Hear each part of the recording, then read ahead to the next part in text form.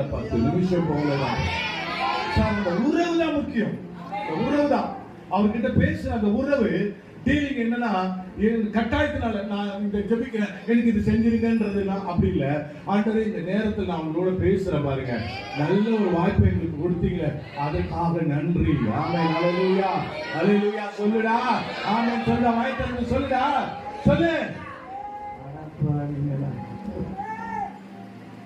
சத்தமா சொல்லு, ஹல்லேலூயா சொல்லு. இவ்வளவுதான் எஃபெக்ட். வாலிபனோ பலவான் கையில் அம்பு.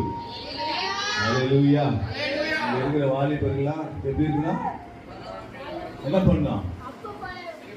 பண்ணா சீரி பாடி அம்பு எடுத்து அதை விட்டு சர்றன்னு கிழிச்சுக்கிட்டு போனோம்.